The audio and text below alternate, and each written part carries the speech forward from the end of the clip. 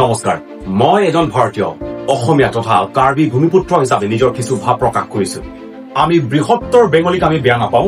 ভাৰত স্বাধীনতাৰ সংগ্ৰামত বেংগলীসকলৰ কি অৱদান আছিলে, সুভাষ চন্দ্ৰ বসুৰ কি ত্যাগ আছিলে, সেইটো আমি সকলোৱে আমি দেখিছো।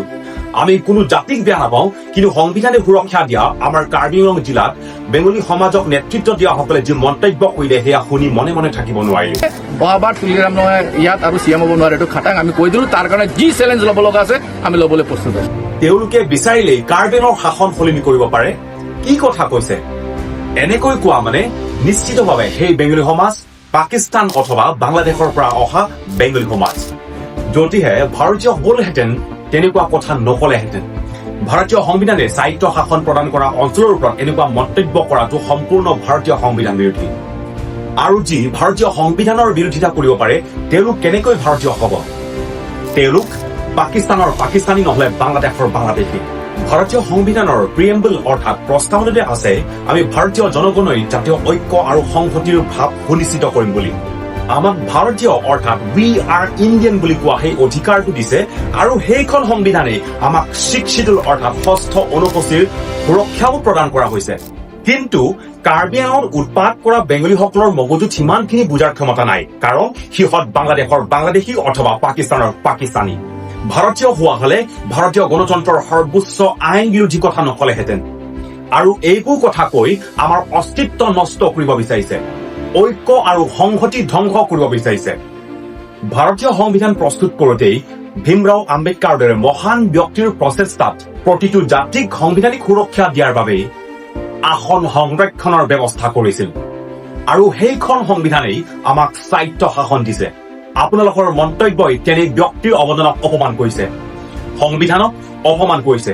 ভাৰতীয় হোৱা হলে আপোনালোকে নিজেই আমাৰ মাটি এৰি দিলেহেঁতেন, কাৰ্বি ভূমিৰ পৰা আঁতৰি গলেহেঁতেন। আৰু এটা কথা, ভাৰতত 9 কোটি বেংগলীৰ বাবে পশ্চিমবংগ ৰাজ্য আছে, 10 কোটি বিহাৰীৰ বাবে বিহাৰ ৰাজ্য আছে।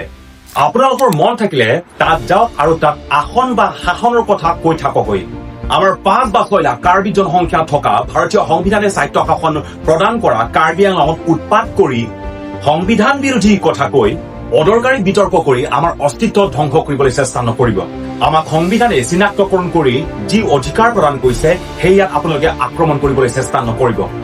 আজি বেংগলীসকলৰ বংগৰ 20 জনতকৈ অধিক, তেনেকৈ বিহাৰীসকলৰো 20 জনতকৈ অধিক লোকসভাৰ সদস্য আছে, কিন্তু কাৰ্বিসকলৰ মাজৰ পৰা মাত্ৰ এজনেই MP অৰ্থাৎ লোকসভাৰ সদস্য আছে, আৰু আপোনালোকে সেই এজনকো আপোনালোকে নাইকিয়া কৰিব বিচাৰিছে নেকি?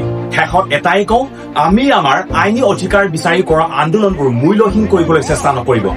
আমাৰ ত্যাগ আৰু প্ৰতিটো ভাল তেজৰ মূল্য আছে। আপোনালোকে ষড়যন্ত্ৰ কৰি আমাৰ ত্যাগক মূল্যহীন কৰাৰ চেষ্টা নকৰিব।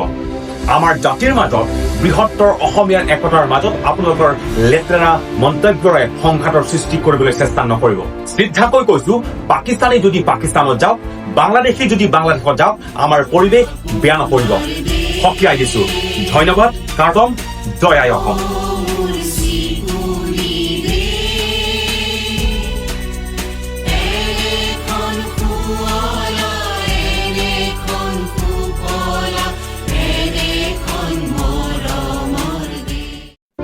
নমস্কাৰ, মই এজন ভাৰতীয় অসমীয়া তথা কাৰ্বি ভূমিপুত্ৰ হিচাপে নিজৰ কিছু ভাৱ প্ৰকাশ কৰিছো।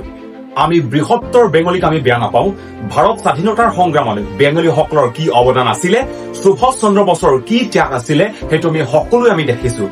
আমি কোনো জাতিক বেয়া নাপাওঁ, কিন্তু সংবিধানে সুৰক্ষা দিয়া আমাৰ কাৰ্বি আংলং জিলাত বেংগলী সমাজক নেতৃত্ব দিয়াসকলে যি মন্তব্য কৰিলে সেয়া শুনি মনে মনে থাকিব নোৱাৰিলে। বাৰ তুলিৰাম নহয় ইয়াত আৰু চিএম হ'ব নোৱাৰে, এইটো খাটাং আমি কৈ দিলো। তাৰ কাৰণে যি চেলেঞ্জ ল'ব লগা আছে আমি ল'বলৈ প্ৰস্তুত আছো। তেওঁলোকে বিচাৰিলেই কাৰ্বি আংলঙৰ শাসন সলনি কৰিব পাৰে। কি কথা কৈছে? এনেকৈ কোৱা মানে নিশ্চিতভাৱে সেই বেংগলী সমাজ পাকিস্তান অথবা বাংলাদেশৰ পৰা অহা বেংগলী সমাজ। যদিহে ভাৰতীয় হলহেঁতেন তেনেকুৱা কথা নকলেহেঁতেন। ভাৰতীয় সংবিধানে স্বায়ত্ব শাসন প্ৰদান কৰা অঞ্চলৰ ওপৰত এনেকুৱা মন্তব্য কৰাটো সম্পূৰ্ণ ভাৰতীয় সংবিধান বিৰোধী। আৰু যি ভাৰতীয় সংবিধানৰ বিৰোধিতা কৰিব পাৰে তেওঁলোক কেনেকৈ ভাৰতীয় হ'ব? তেওঁলোক পাকিস্তানৰ পাকিস্তানী নহলে বাংলাদেশৰ বাংলাদেশী। ভাৰতীয় সংবিধানৰ প্ৰিএম্বল অৰ্থাৎ প্ৰস্তাৱনাতে আছে আমি ভাৰতীয় জনগণই জাতীয় ঐক্য আৰু সংহতিৰ ভাৱ সুনিশ্চিত কৰিম বুলি। আমাক ভাৰতীয় অৰ্থাৎ উই আৰ ইণ্ডিয়ান বুলি কোৱা সেই অধিকাৰটো দিছে আৰু সেইখন সংবিধানে আমাক শিখ শিডিউল অৰ্থাৎ ষষ্ঠ অনুসূচীৰ সুৰক্ষাও প্ৰদান কৰা হৈছে। কিন্তু কাৰ্বি আংলঙত উৎপাত কৰা বেংগলীসকলৰ মগজুত সিমানখিনি বুজাৰ ক্ষমতা নাই, কাৰণ সিহঁত বাংলাদেশৰ বাংলাদেশী অথবা পাকিস্তানৰ পাকিস্তানী। ভাৰতীয় হোৱা হলে ভাৰতীয় গণতন্ত্ৰৰ সৰ্বোচ্চ আইন বিৰোধী কথা নকলেহেঁতেন আৰু এইবোৰ কথা কৈ আমাৰ অস্তিত্ব নষ্ট কৰিব বিচাৰিছে, ঐক্য আৰু সংহতি ধ্বংস কৰিব বিচাৰিছে। ভাৰতীয় সংবিধান প্ৰস্তুত কৰোঁতেই ভীমৰাও আম্বেদকাৰৰ দৰে মহান ব্যক্তিৰ প্ৰচেষ্টাত প্ৰতিটো জাতিক সাংবিধানিক সুৰক্ষা দিয়াৰ বাবে আসন সংৰক্ষণৰ ব্যৱস্থা কৰিছিল আৰু সেইখন সংবিধানেই আমাক স্বায়ত্ব শাসন দিছে। আপোনালোকৰ মন্তব্যই তেনে ব্যক্তিৰ অৱদানক অপমান কৰিছে, সংবিধানক অপমান কৰিছে। ভাৰতীয় হোৱা হলে আপোনালোকে নিজেই আমাৰ মাটি এৰি দিলেহেঁতেন, কাৰ্বি ভূমিৰ পৰা আঁতৰি গলেহেঁতেন। আৰু এটা কথা, ভাৰতত 9 কোটি বেংগলীৰ বাবে পশ্চিমবংগ ৰাজ্য আছে, 10 কোটি বিহাৰীৰ বাবে বিহাৰ ৰাজ্য আছে। আপোনালোকৰ মন থাকিলে তাত যাওক আৰু তাত আসন বা শাসনৰ কথা কৈ থাককৈ। আমাৰ 5 বা 6 লাখ কাৰ্বি জনসংখ্যা থকা ভাৰতীয় সংবিধানে স্বায়ত্ব শাসন প্ৰদান কৰা কাৰ্বি আংলঙত উৎপাত কৰি সংবিধান বিৰোধী কথা কৈ অদৰকাৰী বিতৰ্ক কৰি আমাৰ অস্তিত্ব ধ্বংস কৰিবলৈ চেষ্টা নকৰিব। আমাক সংবিধানে চিনাক্তকৰণ কৰি যি অধিকাৰ প্ৰদান কৰিছে সেয়াত আপোনালোকে আক্ৰমণ কৰিবলৈ চেষ্টা নকৰিব। আজি বেংগলীসকলৰ বংগৰ 20 জনতকৈ অধিক, তেনেকৈ বিহাৰীসকলৰো 20 জনতকৈ অধিক লোকসভাৰ সদস্য আছে, কিন্তু কাৰ্বিসকলৰ মাজৰ পৰা মাত্ৰ এজনেই MP অৰ্থাৎ লোকসভাৰ সদস্য আছে।